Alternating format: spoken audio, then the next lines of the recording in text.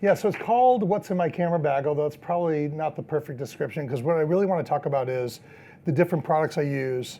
And I'm going to start with a big list of gear, and it's going to freak you all out. Like, wait a second, this is too much stuff.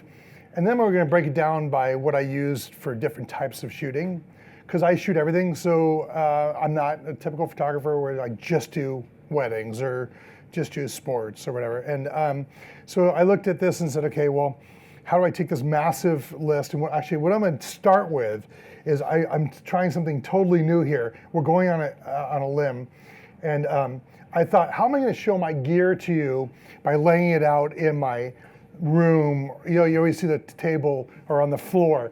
So I flew my drone instead down my neighborhood. I had my daughter help me out with this the other day, and I thought, well, how can I show all my gear and lay it out? So I laid it all out in my backyard, and we had a little bit of fun here. So this is my daughter flying. She did a pretty good job. There's me with all my gear. I'm like, my wife looked at me like, what are you, insane? As I'm driving all this stuff and taking it outside. Lots of tripods, lenses, flashes, cameras. What's that? It's big enough to put you into it too? Yep, and I thought, well, I'm gonna lay in there too. So drones, a little bit of everything. Just having some fun here. But so what I want to do is I'm going to start with the big list. Okay, now, like I said, I don't want you to freak out and think, oh my God, this is like too much stuff. But I've got a lot of camera bodies. The camera bodies that I use the most, the 1DX and the 5D Mark III. I just got the 1DX Mark II, and I'm playing with it now. I'm heading for the Olympics in 47 days or whatever it is from today in Rio. So getting used to the Mark II because I'll be living on that camera there. But the camera bodies I use the most prior to the Mark II, the 1DX and the 5D Mark III. And like I said, this is going to be a pretty daunting list. The 7D Mark II I do use for some sports as well. But kind of just going through the list, if you look at all the lenses going down the list here, you'll see there's quite a list of goodies.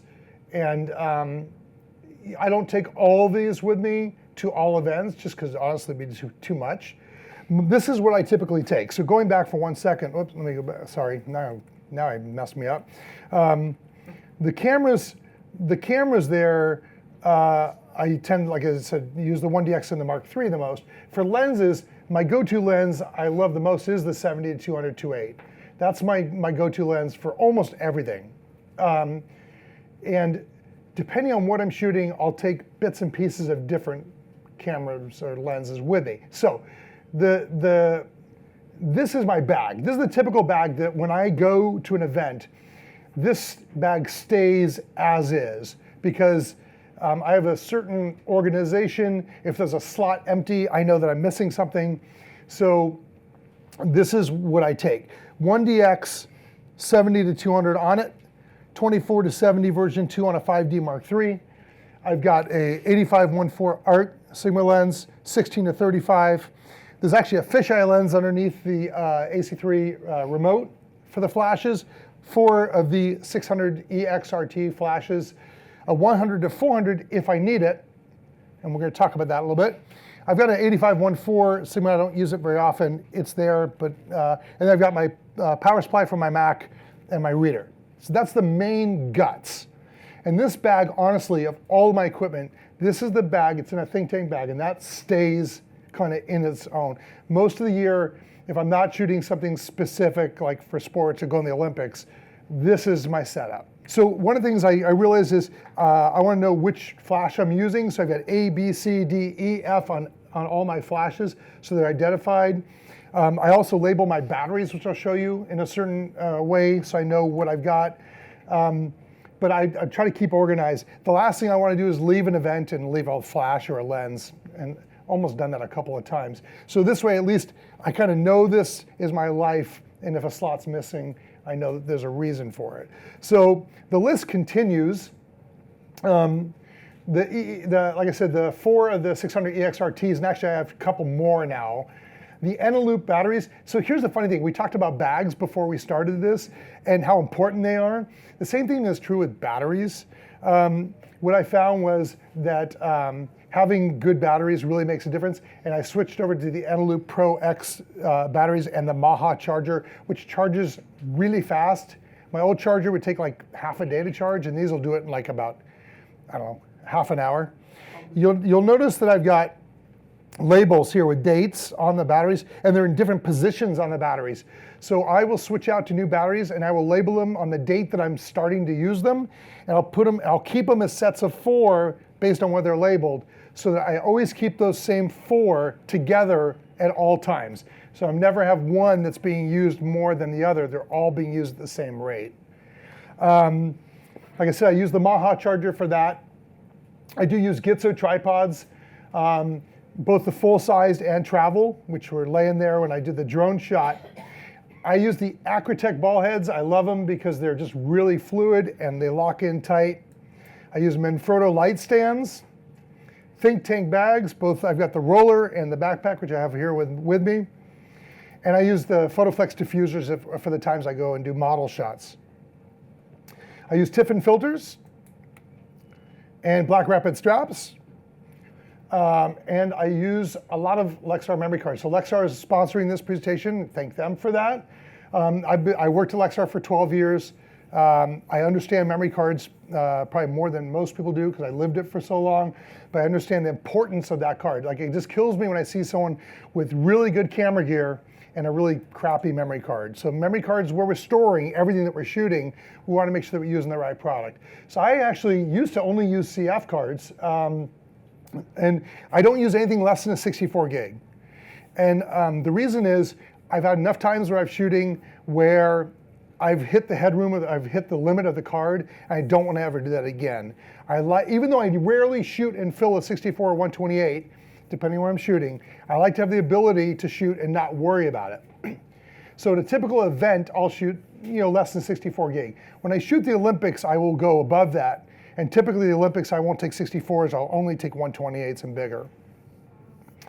And then I also use SD cards. We talked in the last session about how I like to shoot to 2 memory cards. I like to have redundancy, so I do shoot raw files to both CF and SD in the 5D Mark III. Unfortunately, the 5D Mark III second slot is slow. So even though I use the 2000X cards, they don't perform as well in the Mark III. I'm hoping that'll change in future camera. We'll see how that goes. But the nice thing is they do download very fast. So yes, the in-camera performance isn't great, but the downloading is great. Generally, I'm only working off the CF cards because the SD card is basically just my insurance. The newer Canon 1DX Mark II uses something called CFast. It's very confusing to people because they see the C and the F and they think, oh, it's compact flash. It's not. It's a completely different card. Almost as different as like a CF to an SD card. So it's not compatible with any kind of compact flash camera, but the newer cameras are using CFast, and the reason is way faster. So you look at the speeds, 3500X versus 1000X, is almost 3 times the speed, or actually about 3 times the speed in shooting. So what I'm going to do at the Olympics is I'm going to take the Canon 1DX Mark II, I'm going to have a CFast slot, a card in one slot, and a large CF card in the second slot. I'll write to both, but I'll probably be working only off of this one primarily, because the reason is I'll be able to download much faster. So my deadlines at the Olympics are 14 minutes. That means game over, go through 1,000 images, find the best ones, get them edited, and back to the US in 14 minutes. I've already tested this card, and I can download at 2.5 times the speed I can with this card, which makes a big difference when you only have 14 minutes to work total. So, but as important as the speed is just the quality to make sure I don't lose images. The other list, I love drones. If you haven't tried them, they're so much fun just to fly, forget the camera. But they're amazing at what you could do with them, and I'll show you some of the shots that I've taken with them. Well, you saw the video at the start here, but so it's really fun. Yeah, it's a totally different look. And the cool thing about aerial cameras or drones is that you can get a whole new perspective that you couldn't get even like 5 or 10 years ago. So I did, you'll see some shots later in the presentation where I'm flying 15 feet over a swimming pool, over this US synchronized swimming team. You can't do that with a helicopter. You can't bring a helicopter down to 15 feet. Now you could do a boom and all this other stuff, and it would cost you about 30 grand to set up the shot. Here, with a $1,300 camera, I can fly it, and I've flown it over Niagara Falls and really, really cool things. So I'll show you some of that. I do have both the Inspire and the Phantom 4, and there's advantages to both. I use the Lexar 2000X micro SD in both. They're great because they're really tiny and thin, so they don't weigh anything.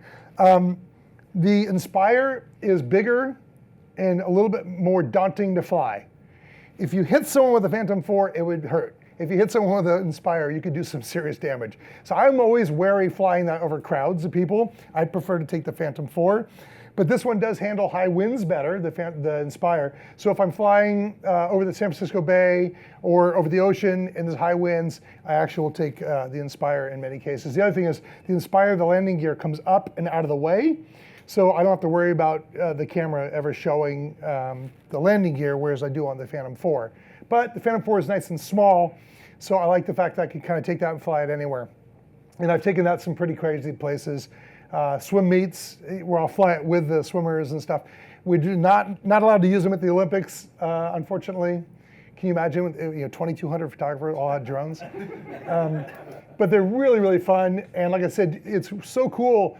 I was doing a portrait session on the beach on Saturday in California, and I brought the Phantom 4 just in case, because I've done pictures of like my daughter and her friends at the beach where you can kind of cruise with them and shoot video or do stills from up above. And then there were actually whales spouting out not too far from shore, and I so wanted to stop my photo session and put the drone over and fly it out and shoot straight down over the whale. It would have been awesome, but didn't have time. So, but really, really cool products. Don't use them every day. Obviously, when we talk about the gear, you'll see the stuff I use more often. All right, so let's talk about the after capture. And so this is kind of my list at home when I'm done capturing. This is kind of my workstation. And you'll see the Mac Pro, which is my main heart of the system. I do use a Samsung 32-inch 4K monitor that I love. It's fairly new. It's a Pro monitor, so it stays calibrated. But it's 4K, so when I'm getting rid of acne or flyaway hairs, man, it is crystal clear. It's awesome. I've got two 12 terabyte Western Digital drives, and I've got a Drobo with 20 terabytes, all Thunderbolt connected here. And then off the side, right here is the Wacom tablet where I do all my editing. And you'll notice right here is the HR2, the Lexar HR2. That's the hub that has 4 readers in it. So one of the cool things is when I shoot, and I do a lot of shooting of events where I'm shooting across 2, 3, 4 cards, literally come home, I shove in all 4 cards into the CF slots, and I'm downloading 50 gig in 4 or 5 minutes. It's really quick. So all of these are Thunderbolt in here, so it's all really quick. You'll see I got a bunch of other readers. I've got SD and micro SD and all those other things all in the system.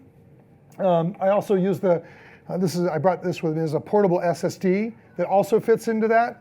And the cool thing is they can be used individually. So I'm traveling with this. My last 5 shoots that I've done are all on this drive. So when I flew out here on Sunday, if any of those clients need any images, they're here, which is kind of cool. So redundancy is really important. If you're shooting professionally and you're shooting for clients, you want to have your images in more than one spot. When I travel with this laptop, which is my MacBook Pro. I like the 15-inch screen. I don't like the 13, too small.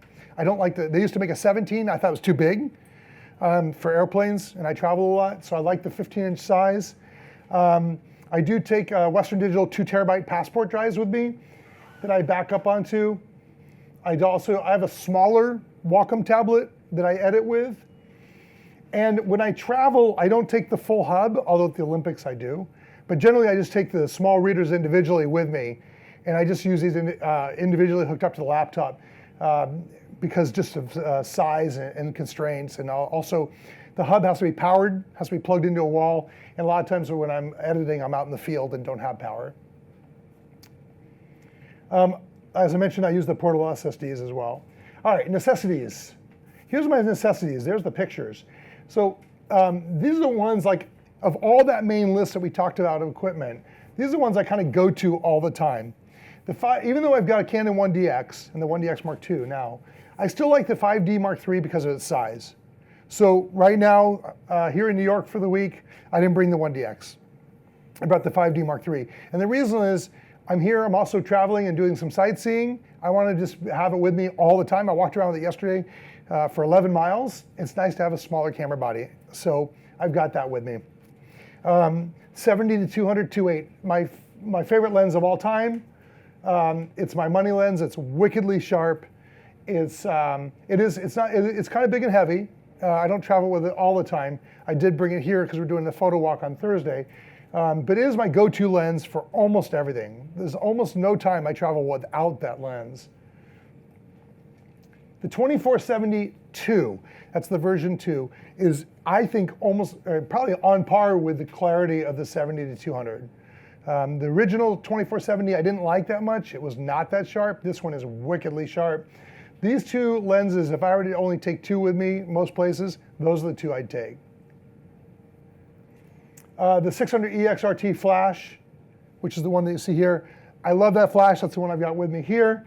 And what I love about it is they talk to each other, which is really cool. So for traveling with one, it doesn't really matter. You could use an old 580, whatever. But if you're going to take multiple flashes with you, which I have with me on this trip, I've got two, because we're doing the photo walk with models. And with models, I may want to actually fire two flashes, maybe one remotely, or even have the one on the camera turned off and fire just the remote only. And so it's kind of cool that they speak to each other. So this has been a game changer when I shoot events, because I put one of these up on a light stand, bare, nothing on the front of it, up in the corner, 45 degree, let's see, looking down on the dance floor, and I leave that on in a slave mode for the entire party. Never change the batteries once, believe it or not, with those Eneloops, and it's up there the whole time, just firing away. And of course, keeps jumping on that next slide, sorry. The CF card slot, the 1066, I actually prefer the CF slot on the 5D Mark III because of the speed. So, all right, favorites of all time is, I still do like the 1DX if I'm not traveling and if I'm shooting at home. Portraits like I just did this weekend on the beach, Canon 1DX. So that's the one I'll use the most. And for a couple of reasons. One, the battery is so long lasting on it. I can just go forever with it. I also like the fact that I've got the button both in portrait and landscape position. So if I'm not traveling, or if I'm just gonna be shooting for a couple hours with it, or if I'm shooting professionally like a wedding or bar mitzvah, I will use the 1DX and a 5D Mark III, and depending on what I'm shooting, I'll jump between the two. Again, same 7200 2.8, 2470 version 2, and the Lexar card. These are my favorites. So like, even though I have this daunting list of all that stuff, if I had to narrow it down to the four things I couldn't live without, that's it. When I'm shooting, what I care about the most is I want my darn photos, right? So quality is number one. Having the speed is important for two reasons. One is when I'm shooting sports especially, or in burst mode, I don't want to wait for the camera. I want to be able to fire off and keep firing off. And this is why CFast is really cool on the 1DX Mark II. I've tested it. I can shoot 85 raw images straight without letting go, and there's no hiccup. If I shoot JPEG, I can shoot, I think it was like 2,000 images straight, which I would never do. But it's cool to know that I can. So the speed of the card is really, really important to me. Not only for the in-camera performance, but I want to be able to download fast because I have a 14-minute deadline at the Olympics, or if I'm shooting an event, I want the ability to get home at midnight, download in 5 minutes and go to bed versus waiting half an hour to download. So speed is of the essence. And of course, the Think Tank backpacks also are something so backpack or a roller. So here is 70 to 200 2.8, the portrait. And unfortunately, the way the screen is, I've got listing down at the bottom, but you can't see them, unfortunately. But this lens, I take this lens, God, almost everywhere with me. It's just that sharp, and the bokeh in the background is really beautiful. I love zooms. So this is the same girl, Aiden, that I shot both wide with it and long with it. And and it used to be in the old days of photography, people said you have to have a fixed focal length because that's the best quality. And I find that I don't like that restriction. I like being able to zoom in and get my shot and zoom back.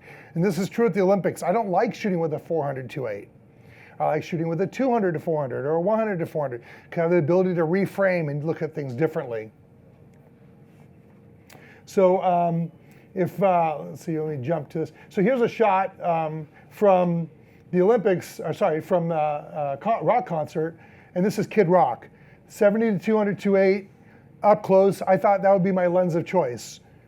I started shooting with it, and I realized, you know what? It's kind of cool to get up close to him, but I didn't like it as much as the wide shots. And so what I found was that actually taking a wider lens and jumping to that actually made more sense.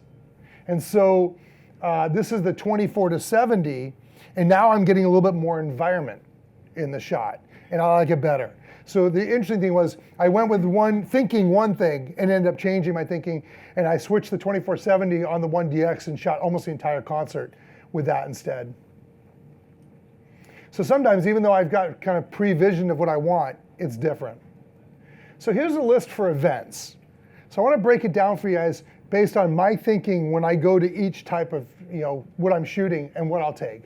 And I typically will take the 1DX and the Mark III. And the reason I do that is because, again, for size and weight, and depending on what I'm shooting, I'll have different scenarios. I do like the fact that the 1DX has two really fast slots. Excuse me. And the 5D Mark III has a fast slot and a slow slot. So if I'm shooting something that I know I'm going to be shooting more burst shooting, I'll take the 1DX out of the bag. Again, my same money lens, the 70-200-2.8, always goes with me. Depending on what I'm shooting, I may or may not take the 100-400. Now the version 2, kind of like the 24-70, is a really, really sharp lens. The older 24-70 was not as sharp, the older 100-400, it was not as sharp. If I'm shooting at the back of a temple or a church, I will take the 100-400, and I'll show you some images from that and why. But it depends how far back I'm going to be. The 24-70 version 2, again, that's my main lens. When I shoot an event, a party, or anything else, the 24-70 is the lens I use. I would say probably half of the shots, if not more, are taken with that. The 16-35 version 2 is a good lens for shooting wide. In the case of like a dance, or if it's a bar mitzvah and they're doing the hora and the big circle dance, I want to shoot down on that. I like having the width, having the breadth of that. So I will take a 16-35 and use that quite often. And again, with the macro only for weddings, it's rare that I take that macro lens for anything other than weddings. So it's a pretty specialized lens for me. I want to get the ring shot with that. I do bring at least 2 of the 600 EXRT flashes. And like I said, typically for an event, I'll carry 4.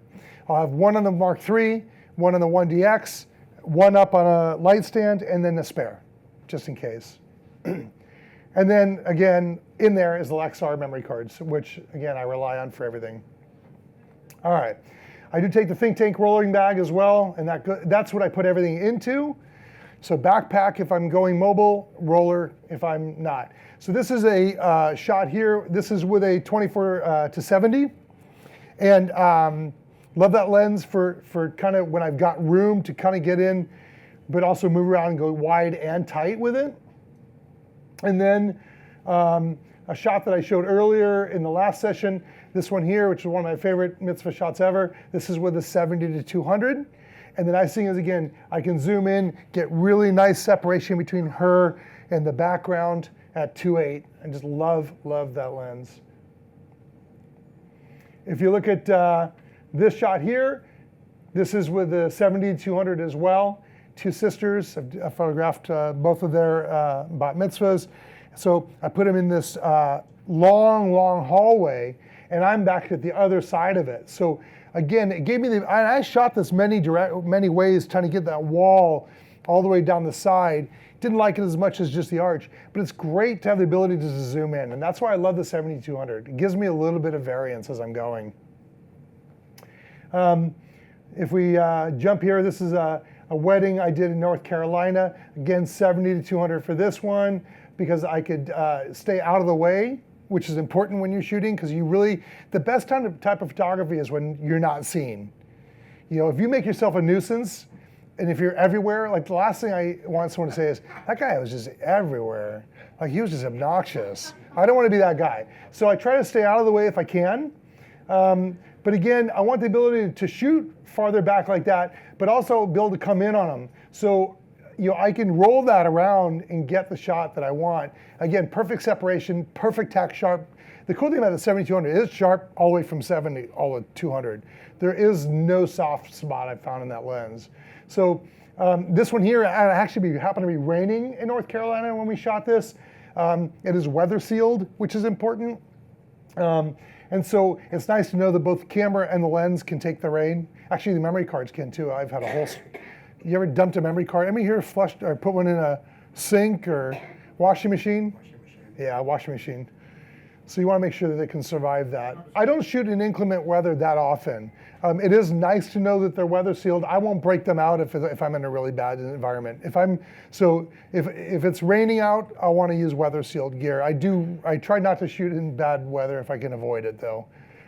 They are certain lens. The 85-1.4 is a wickedly sharp lens, and so if I need that lens, I'll go for it. This one here is the example I was telling you about. This is the Canon 100-400 version 2, no flash, ambient light inside a temple, ISO 3200 on a 5D Mark III, which is something I forgot to mention. The 5D Mark III has silent mode. The 1DX does not. The 1DX is a great camera for sports, but it's loud.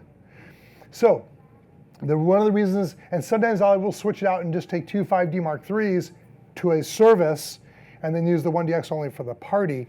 And the reason is you can shoot even during a silent prayer with a 5D Mark III. I think it's a feature of that camera that is under-marketed by Canon because it's huge. I've had people in the past where I've shot in the back of a temple and the rabbi looked at me like, and I looked at him like, it's my job. But the silent mode really changed all that. Yeah, so, about the two. what's that? DX2. I haven't tried on the 1DX Mark II. I haven't tried the silent mode on that yet. But on the Mark III, on the 5D Mark III, the sports cameras inherently tend to be louder just because of the fact they can do the multiple frame burst. Silence is a little less of a priority to them.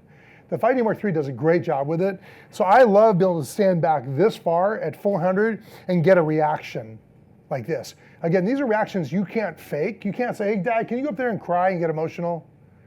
I mean, I guess if you're an actor, maybe they can. But this is what, as a photographer, the goal for us is to shoot and tell a story. I want to be able to tell a story like this, where it's like, okay, this is important. You know, this is a moment. Just like this one here, where Dad played guitar to the daughter. And again, if I was shooting with a 70-200, it would have been good, but it wouldn't have been into the action. So I want to take people into the emotion of what's happening. Mom's expression, Dad's smile, her like, oh, Dad, whatever. I mean, that's what I want. And that's what I'm getting with that 100-400. It's really, really good. All right, so 16-35, why would you want a wide lens? For stuff like this. I live on the 16-35 for certain portions of a party. And this is one of those cases, I typically will leave it on one camera. If I know in the case of a bar mitzvah where they're doing the dancing, the circle dancing like that, and stuff like that's going on, I will have that 16-35. I'll try to get up high. So I'm on the DJ's stage right here shooting this to get that reaction. Part of good photography is also being in the right place at the right time. So as soon as he leaned back and I thought, they're gonna lift him up, I hurried up and jumped on the stage and turned around to get the shot. The 600 EXRT flashes, that remote flash, I've got one on camera diffused and one's remote, and you'll see that's what lighting is giving him the lighting. Like I said before, these flash units are game changer to me. They really make a huge, huge difference. So I talked about the fact that once in a while I'll break out the macro. This is a macro shot at a wedding. Obviously very important to show the rings. So my wife, who works with me as my assistant, she'll look for a good place to put them. She'll set up the shot for me. And this is with the Canon 100 macro lens. One of the things I do when I shoot events is I like to get these images up on a screen. So I've got a projector and a screen going, and typically during the event, when they're eating, I will build a slideshow, which is another reason those Lexar cards and the Lexar readers and a fast computer are important. Because literally, I've got about a 5-minute window to start downloading one card while I'm walking around with the other camera. Then I'll go switch, when that one's downloaded, put it back in the other one, download the other card from the other camera while I'm shooting with the first camera, go back, and then I'll quickly go through them and find the best 150 or so, and then roll a slideshow. So that's where everything's gotta be quick. I have to be fast, the computer's gotta be fast, the cards and readers have to be fast. This is all trying to over-deliver for the client. So again, this is the macro lens. I don't use a ton, but I use it where needed. Safaris, or this could be traveling where you'll be shooting any kind of wildlife. So we just taught a workshop in Tanzania in January. We're going back next January, so if you guys want to go, look at the website. I've got lists of all the places that we're teaching. It's on jeffcable.com. When I'm traveling for safari, this is the gear I would typically bring. The Canon 1DX and a 7D Mark II. The 7D Mark II gives you a little extra reach because it's a crop sensor, and it's all still very fast, just like the 1DX. So a little lighter and easier to hold, which is kind of nice. The interesting thing about the Safari is I was worried that the 100 to 400 would not be enough reach. And as it turns out, it was almost too much. It did 99% of what I wanted to shoot, I got with that lens.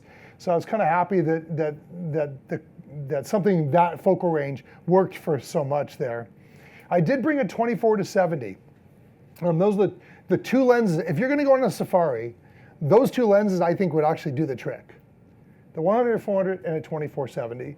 I did bring a 16 to 35, and the reason I brought it is I thought we were going to have these amazing night skies with all the stars. Turns out we went on an El Nino year, so it was pretty overcast. We didn't have a lot of stars, so I think I used it maybe 2 times. So at least in the case of when we went on the last trip, didn't need it. Could have just done the 100, 400, and 24-70. Again, shooting to CF primarily, think tank backpack. And this is one of the shots. This is the 100 to 400. Zoomed in very tight on this baboon. I love the shot because it takes you right into his eyes. It's a different feel than shooting wide, which I also shot wide as well. What lens did you say you used? This is the 100 to 400. No tripods with you? Nope, all handheld. I did take a tripod on the trip for night shots and never used it because we didn't have many night shots. Actually, I used it maybe a couple of times. Here, also 100, 400. Again, zoomed out a little bit, but the elephants were there. And again, what I found on safari was it's really cool to shoot tight, like that shot you saw of the baboon, but it's also nice to shoot wide and show surrounding, because otherwise you could do a shot. If I did a tight shot of that elephant, you might think it was in a zoo.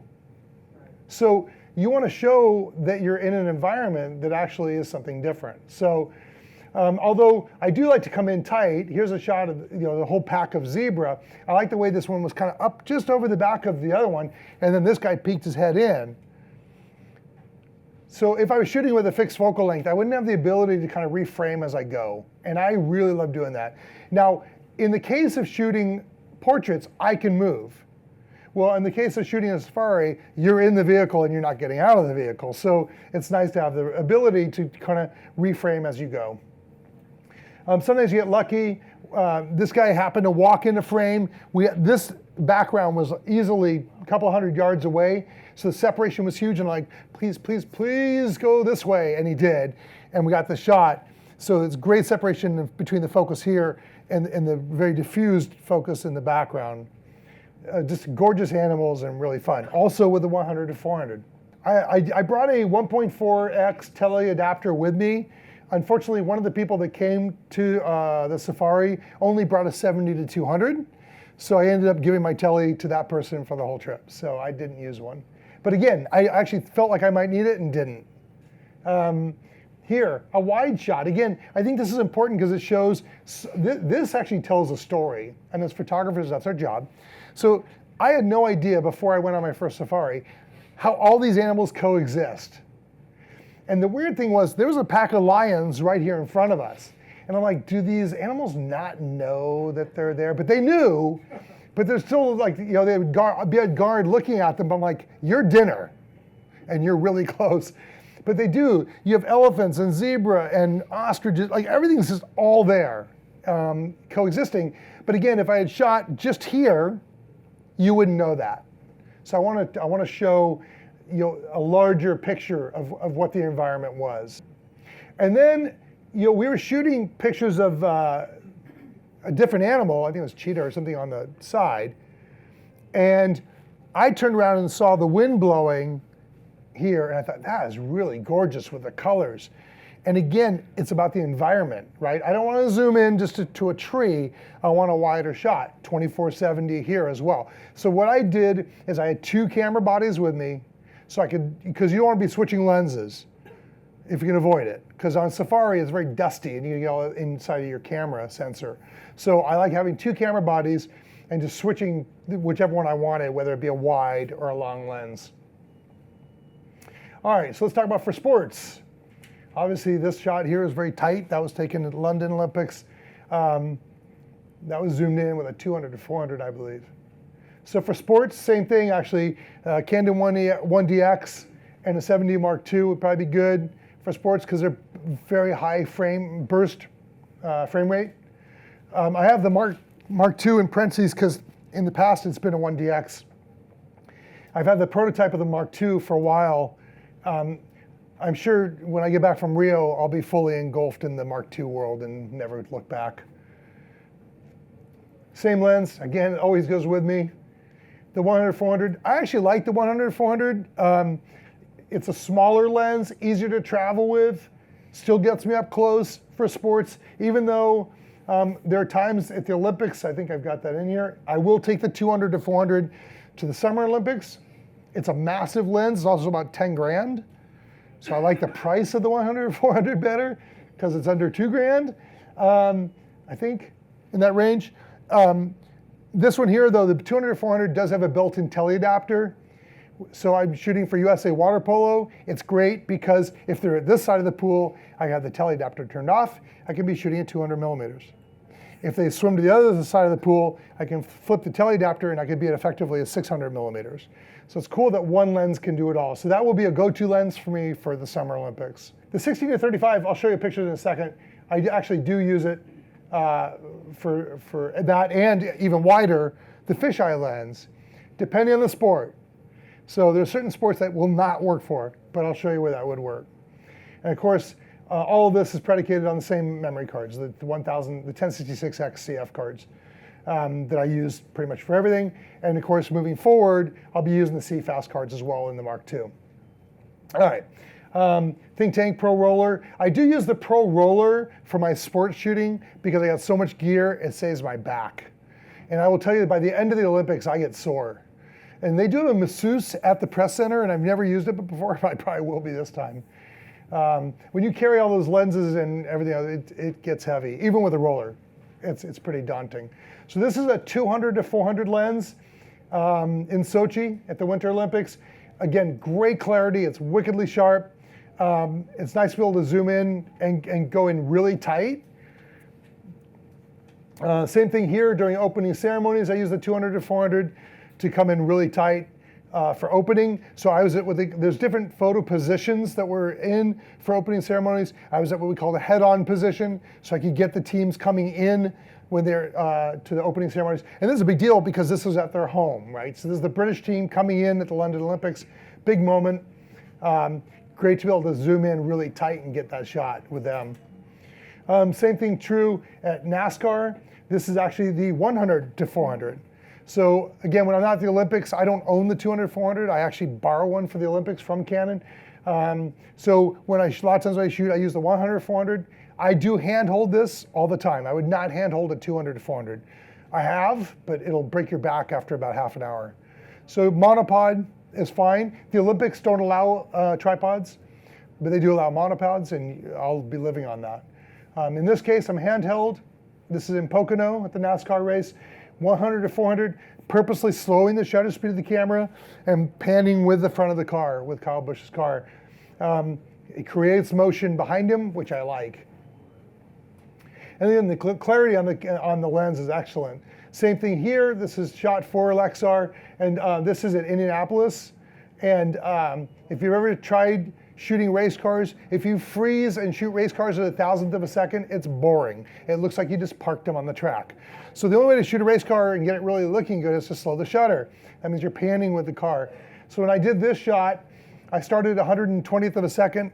I panned with him, used my hips, kind of chicken, looked down, got the shot, went to 80th of a second, got it, went to 60th of a second, got it, went to 40th of a second, and got this shot. And the 40th of a second blurs the crowd in the background, blurs the whole field, and it gets motion in the tires. That's how you get a shot. Not every one of them came out, so if you ever tried motion panning, it's not 100%, but when it does work, it's amazing. And this one was one of those great lucky shots where everything's tack sharp. You can see every logo is perfect. The helmet of the driver is nice and sharp, but everything else is out of focus, which I love. Again, that's handheld with the 100 to 400.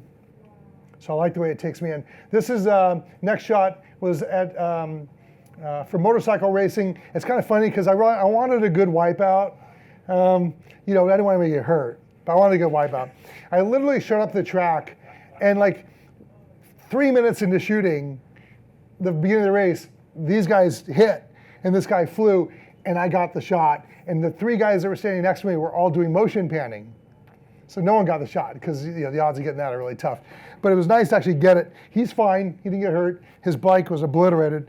But it was cool to get the action, right? He's not even hitting the ground yet. With the 1DX, which is what I was shooting with, it did allow me to do burst mode. I'm shooting at 12 frames a second. So I had the entire thing. I could animate it probably, of him kind of going off the bike and down and skidding toward me. And one of the reasons I like to use the 1DX and 7D Mark II is because we tend to do spray and pray shooting, where we're following the action, but we are shooting a lot. And in the case of things like Winter Olympics where I shoot for USA Hockey, getting that puck off the stick at the right moment, especially on a slap shot, is tough. So I'll fire off 5, 6, 10 frames to get the puck coming right off the stick where I want it. The interesting thing enough is depending on what kind of sport you're shooting will determine my lens choice. I did bring a 100 to 400 to shoot this, didn't work because it was really dark inside. There's an indoor arena in San Jose, California, and there was no way I was gonna get the shot. Even this at 2.8, I was still pushing the ISO pretty heavy on the camera. I think I was at 3200 or higher to get this shot. I really needed the wide aperture 2.8. So I was using the 70 to 200 2.8 and tracking them that way. But I could not get the shot at 5.6. And of course, having the faster lens will help. Here's the case again of hockey, where you've got this massive humanity here and the puck in the frame. So I like shooting. This was actually shot not at 2.8, even though I'm using the 70 to 200 2.8. I'm shooting it at 3.5 or f4 to get a little bit more of everybody in focus. But this was the key. I wanted that shot with the puck in the frame. Again, having the fast frame rate. For shooting hockey, I never use anything above a 70 to 200. That's my lens of choice. Other than if I'm trying to, if they're close to me, then I'll shoot something wider, which I'll show you. This is the Summer Olympics. So I put this shot in there because this was a test for me. I'd never shot professional tennis. This is at Wimbledon in London. And I went there, didn't realize that we'd be so close to the athletes. So I brought a 7200, 100, 400, teleadapter, all this stuff. And as it turns out, I took everything off and just went to the 7200. I didn't realize we'd be that close. So this was actually even with the 7200. It's a crop shot, but you can see I didn't need any more than that. The nice thing is, again, with the zoom ability, I can take that risk to guess. This is a shot from Sochi. Now I'm using a 16 to 35. If I were to try a 7200 here, it wouldn't work, right? Unless I wanted to just get the front person. But the odds of that when they're coming at the speeds they're coming, it'd be very difficult. So I wanted to show a wider shot to show the environment, including the Sochi logo. So I'm shooting 16 to 35. I'm right on the ice. Basically, we're about 5 feet from them, not even, maybe 3 feet from them. Yeah, you can feel the air go by. And they're coming by. Normally when I shoot sports, I'm at 1,000th of a second. These guys were going so fast, I think it was at 6 or 8,000th of a second to get it. And literally, it's kind of funny, you had to predict them coming. You would hear the crowd yelling above when they go by, and then you hear this like rumbling, like, and they're just like, and they'd be right by you. So when you hear the rumbling, I would pre-focus on the 4 at a wide enough aperture where I could just fire off and everything would be in focus. And as soon as I hear the rumbling, I'd get ready, and I could kind of see them entering the frame. I just pray. 12 frames and fire off. I mentioned the use of fisheye, which I don't use a lot of in sports, but it's kind of fun. This is my #1 shot from Vancouver Olympics. And what I love about this shot is it brings you into the action. I was shooting for Team USA. Cool curvature of his stick. Got the logo, the Vancouver logo up there with the Olympic rings. Everything kind of just worked. Even though I have the reflection of the boards going through, it still kind of worked. So this is one of those cases where I will use a fisheye lens. What I'll do is I will pre-focus it. So I'll go up to someone, maybe another photographer or someone in the stands. I'll go up about 1.5 feet from them. I'll pre-focus the lens. I'll lock the focus. I'll take gaffer tape and I'll tape the lens so it won't move. And then anytime anytime that puck would get dumped into my corner, I put down my 7200. I just grab the fisheye and I just fire off, knowing that's pre-focused to about the distance he'll be. Now, the great thing about having a wide lens like that, like the 16 to 35 or the fisheye, is you have a lot more variance in that focal point. So as long as you're close, you'll get it. You just gotta hope that the action comes in that close to you. All right, let's talk about for portraits. This is my daughter. That was her senior portrait. And she actually saw this field of flowers and said, "Hey, Dad, we have to go shoot." I'm like, "Really?" Because I don't know about you guys. If you have kids that are like, "Dad, you're not going to take more pictures of me, are you?" So portraits, you probably guess, same cameras. Typically the 1DX is what I'll carry. 7200 is still my go-to lens. Here's the funny thing. I will take that bag I showed you at the very beginning that has all my gear in it. I will bring that to every shoot. And like 90% of the time, it's the 7200 out of the bag and I never change. I use it that much. And I tell people with that lens, it's expensive, it's a couple grand, but it's worth every penny of it. If you want to go and become a professional photographer, or if you take photography seriously in portraits, it's expensive, but it's worth it. It is.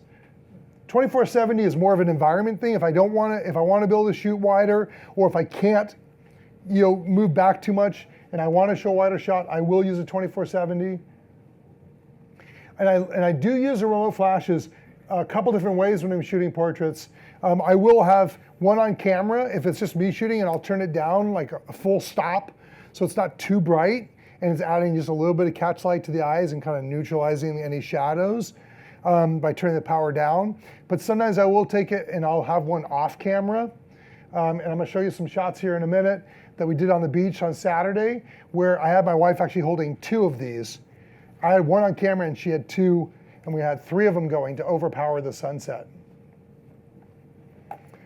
Lexar cards again, CF. I tend to live on those, and the Think Tank backpack. So this one here, this is the 2470. The reason I chose this one, and this is just a guy, my wife and I, we were cruising through a small town, we got lunch, and this guy was like doing something in a blacksmith shop. And he just had this great look, but there was a yellow backpack over here, and he was sitting in the wrong area of the window. And I just asked him, I said, "Can you do me a favor? Can you put that backpack down and kind of just turn this way?" He was sure. And I did that shot. And it wasn't like a planned shot. He just happened to be there. And the funny thing is, whenever I do a shot like that, I usually tell people, "Hey, give me your email address and I'll send it to you." And he's like, "Email?" He goes, "I can give you my mailing address." I'm like, "Oh, what's that?" Like 2 of us were like diametrically opposed. So the good thing is we'll probably go back and visit there. We have friends who have a cabin nearby. So I'll go ahead and on my Canon Pro 1000, I'll print a nice big print and bring it to him. I'll frame it and bring it to him. But it's a cool shot of him, going from shadow to light like that. This is all window light. There's nothing added to this one. Just metering for the light right here, letting it fall off. And it was just, it was a fun shot. Again, shooting 2470 because I really couldn't move too much from where I was. Here's a senior portrait I did, and using, this is at Stanford University, and using the light coming in from the columns, 70 to 200. I was standing back, I like the way it compresses the background. Same thing with this shot here, 70 to 200. And this is natural light with just a kiss of flash, just a teeny bit to get a little bit of catch light in our eyes. But I love the way that I can I can stand back a little bit and not be in their face and kind of scaring them. Senior portrait of a friend of ours. Again, if you look at the background, there's a bunch of steps. So I could use them as a background without them being kind of obnoxious and too much in focus. Next one, this is my daughter, her senior, when she graduated from high school. And this is a local mansion near us. And again, I wanted all the background to fall out. I don't want to see the trees. I want all of your attention directed at her eyes. And that's what I'm going for. And as dad, you gotta stay far back. Here's a shot I did Saturday. And this is a couple engagement shots that we're doing their wedding next month. And they wanted something kind of different. And I wanted something kind of different. And we did the normal portraits, and I have tons of them, with them in really nice evening light, them together, on the rocks. We did all kinds of cool shots. But I like the ability to just kind of go back. I was kind of very low to the beach. It's all rocks, it's not sand. But I got low, I used the sunlight coming across the water to silhouette them and get that shot. Again, adding no flash, 70 to 200. Same thing here, 70 to 200, staying back, away from them, using that sunlight, and getting a wide frame, and then quickly, at the same time, turning that and zooming in, and going from a wide frame to coming a little tighter on them. So I wanted to have the variance to do some both. So I could stand up and just frame in, and you'll see the burst of sunlight. Hopefully you can see that, but the burst actually is caused when you're shooting in an aperture. If you go f8, between f8 and f16 or f22, you get more of a burst. So literally, I shot the other shot that you saw and quickly changed and rolled the aperture and shot it, and I positioned myself to make sure that the sun was right there. And actually, I've got another shot where there's two sunbursts, but I like the single one only. And again, having that zoom gives you the ability to kind of get these types of shots. When I travel, it's very different. I don't like to carry tons of heavy equipment with me when I'm traveling, and it depends on what I'm traveling for. If I'm traveling to shoot models, I'm gonna take the 70-200 and all that. But typically, if I'm just traveling to shoot, like here, well, in Russia was different because I was heading to the Olympics, so I had tons of gear. That was in Red Square. But normally, I would have a 5D Mark III, and I actually have the Canon 28-300, which is a fairly big lens. It's almost the size of the 70-200. And it's older. It's not quite as sharp. It's not bad. But I love the fact that it's one focal length. So I can take that almost anywhere and shoot. And I do shoot, when I shoot the World Rally Car Race overseas in France and Italy and other places, I'll take that lens because I can't change lenses in those environments because it's so much dust. So I'll just take that one lens. But I do carry it, even though it's big, I do carry it when I'm going to be traveling. Or in the case of like right now, I've got the 5D Mark III, 24-105, and that's all pretty much I'm using. And this is my walk around lens. Now I've got the 24-70, it's sharper. But the 24-105 is still very sharp, and it's a great walk around lens. So I walked around all day yesterday, Highline and the World Trade Center, that whole area, with this one lens and nothing else. And it works great. I like the fact that it has a good range. And then I've got the Lexar 1066X cards. I do carry a Gitzo travel tripod with the Acrotech head most of the time. It's very, very rare that I won't take a tripod with me. So in this case, on this trip, I didn't bring one. And the reason is I thought I could always buy one here. No, I actually thought all my nights are taken because we're going to plays and my wife is actually here. So I'm not going to go out and shoot. I'm going to spend time with her. But so normally I would have that with me always. And I guarantee you that if tomorrow night there's a great sunset or something really great, I'm going to be frustrated that I didn't bring it. So traveling. This is a shot I did recently in Barcelona. There's an amazing music hall with this stained glass It's very famous there. 24 to 105. Just in there, dead center, and shooting it. And it was just, I saw the postcard at one of the stores, and I thought I could get that better. And so I just went and shot it. It's so funny because I took the tour, because it's the only way to get in the building, and I didn't listen to a dang thing they said. I just waited for it to get a good position and just shot. And they're out there talking like in a different room, and I'm just, I wanted the shot with no one in it, and got it. 2 weeks ago, I was in Colorado Springs. This is Garden of the Gods. And I was there because the Olympic Training Center is there. So I had meetings with my contacts from the USOC in preparations for Rio. Actually, the first night I got in, we just had beer. That was our meeting. A couple beers at a bar. And then I went out and thought, well, shoot, I still have time in the evening to shoot. So I went and shot at Garden of the Gods. Again, 24-105, everything.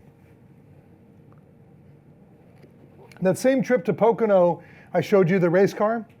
I was actually teaching some of the buyers from Target, the camera buyers, and Target has the Target race car there, so that's why they were there. So I was teaching them, and I went out looking for cool things to shoot and teach them. I wanted to teach them how to do slow shutter shots, so I went to this waterfall, and 24 to 105, just out for a hike. And this was on a tripod, on the Gitzo tripod, to be able to slow that shutter down. But really pretty, and just, again, one focal length for, and it's, I don't find this that hard to carry with the Black Rapid strap. It just hangs off of here on the side. It's, like I said, I walked with it yesterday for 10 miles, and it was not an issue. I would not really want to do that with 28 to 300.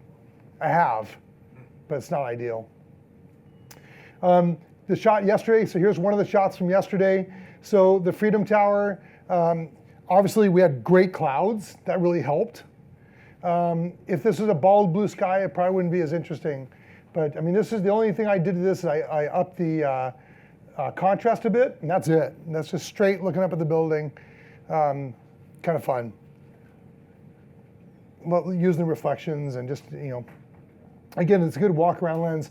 This is inside the new building that they just opened up at the World Trade Center. This is the entryway to the subway. It's called the Oculus, thank you. And I tweaked this a bit just for shadows and highlights, but I just love this view. I think it was such a beautiful building inside. So, and because it was recently opened, they're still building it, but looking up, at least that was complete. So it was fun, and actually I found that to be more appealing anyway. Just to kind of look up and see that was really kind of a unique look to it. And again, 24 to 105 allowed me to zoom in enough to isolate what I wanted without having too much. Same thing, now this is in Yosemite, this is with a 28 to 300. So Yosemite we were driving, because it's about 5 hours from my house, or 4 hours from my house. So I was able to pile stuff in the car. I didn't care about the weight as much, although I did hoof this thing for 62 miles. So I guess it can be taken in a backpack. I was tired after that. But this shot here, again, 28 to 300. The cool thing is I could actually zoom in just the top of Half Dome if I wanted to, but I saw this reflection about down in the meadow, and I could pull back on that 28 and go wide. Where is that?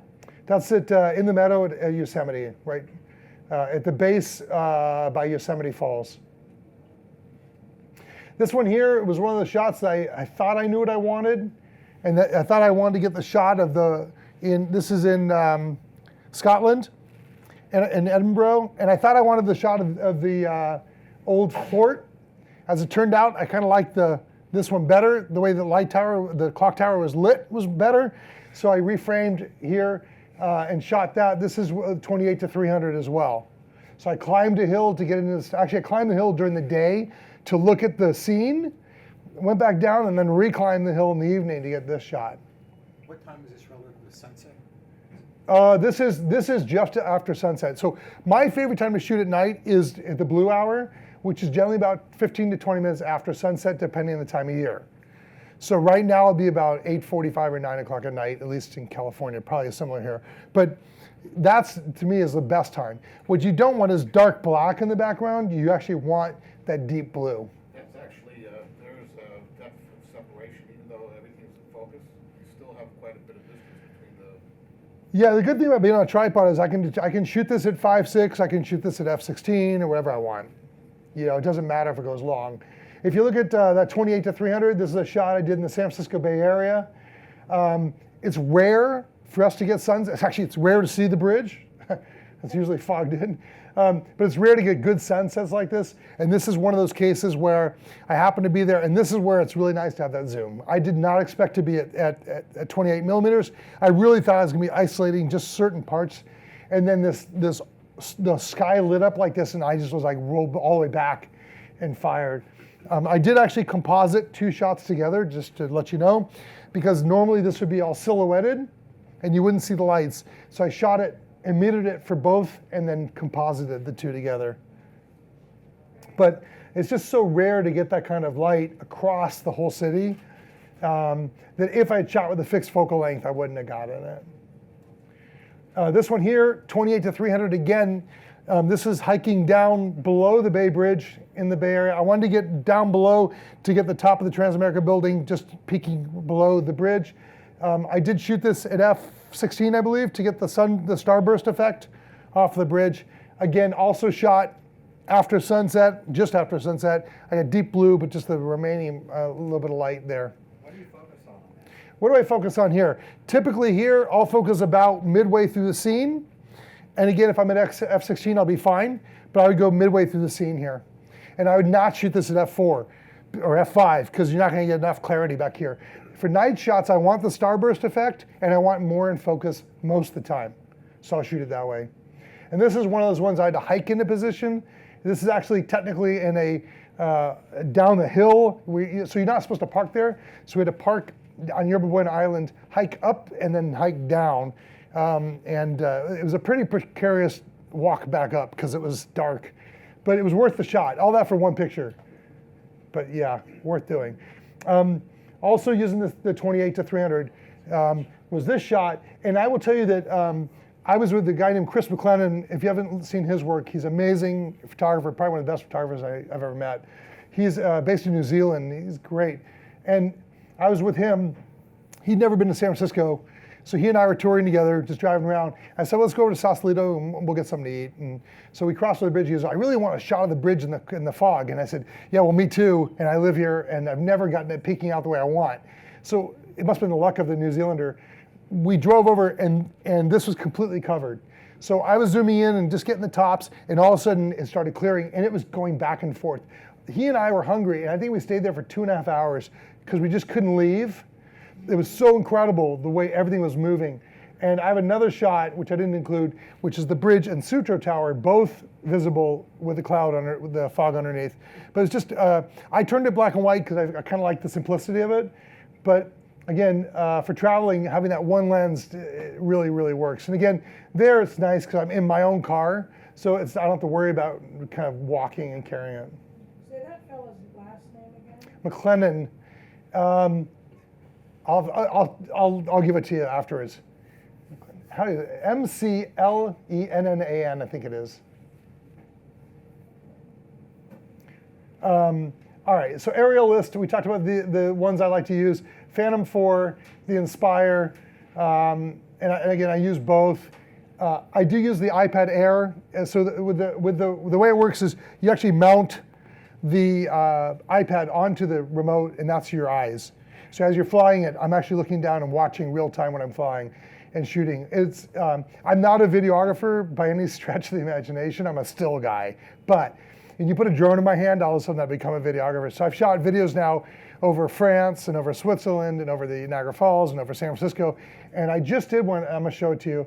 The new Apple campus that they're building in Cupertino, they call it the Spaceship. 12,000 people, and it's a big circle.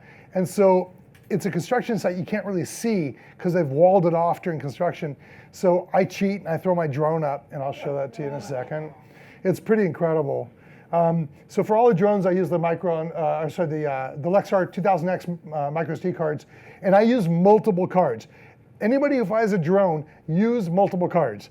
And here's why. When I send the drone, let's say over Niagara Falls, and I got some really cool shots, the first thing I do is I bring it back and I grab the card. Put it away and put a new one in. God forbid I send that drone into the water or into a tree or lose it. I want my footage more than I want the drone. So I'll switch out cards quite a bit as I'm shooting. Little hint for you. Let me show you. Oh, there's a new product called the microSD reader. You can literally, it has a lightning connector, so I can plug the microSD card into this reader into my iPad or my iPhone and actually review the video right there, which is really cool. All right, so I'll show you some of the shots that I've done. This is over San Francisco, and again, I'm parked down at the visitors area, parking area by Coit Tower here, and I send it up. And this is a view that, Coit Tower is okay to photograph, but it doesn't do it justice. But you put the drone over it and you get kind of shots like this. It was just amazing. Legal limit is 400 feet. So this is probably about that, is my guess. And the software actually will cap it out at 400 to make sure you don't go above it. And it won't let you take off by airports and things like that. This is a shot over Monte Carlo. So I was shooting the World Rally Car race there. And again, Monte Carlo, massive yachts. One of the yachts was on sale for like 93 million, if anybody's interested. I got to them. But anyway, so flying above it was so cool. These things are just, there was literally boats inside of these boats. It was crazy. But to get the whole breadth of the area, all I did is I just stood on a little pier and just sent it straight up. It was an easy flight. This shot here is in Switzerland. This is Gruyere, if you like the cheese, which I do. Great fondue, by the way, here. But shooting this castle wasn't that great with the SLR. I was kind of bummed about it. I walked around like, it's just not really working for me. And then, so I said to my wife, we got to do the drone. And she's like, oh no, because she hates it when I fly the thing. You're going to kill somebody. So, so we drove down from the castle and we went down to this road. And I just sent it up and flew over by the thing and just shot the picture. It was just really, really fun. This is a shot I'm really proud of. This is the U.S. synchronized swimming team. I did an ad campaign for them, and I shot this. And the funny thing is, this wasn't the campaign. It was actually in Times Square. They did a bunch of billboards of other shots I did. And I said, it'd be really cool if I did a drone shot. And the coach was like, that'd be cool. So I took off, and she goes, what do you want? I go, can you give me like a pattern with like in the circle, a star? So I could direct what I wanted.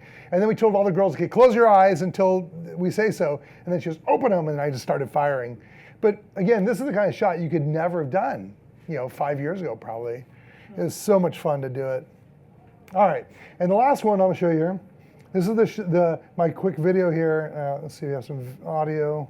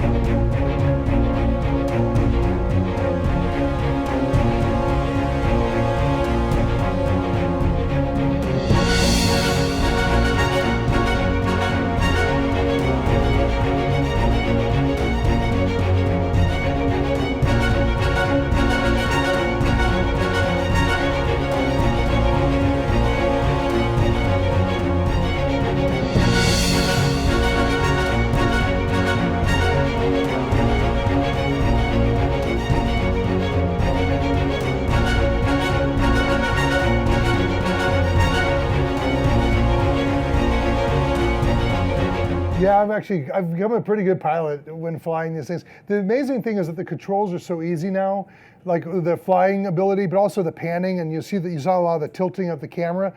It's all this little wheel, so just by coordinating it.